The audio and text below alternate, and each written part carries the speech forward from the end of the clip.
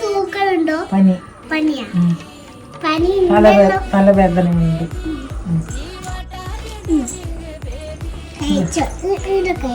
ഇടേ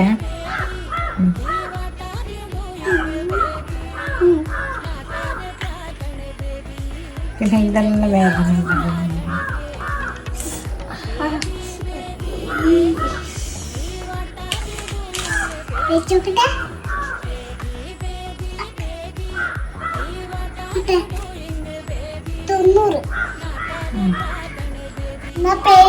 ശാലിനി.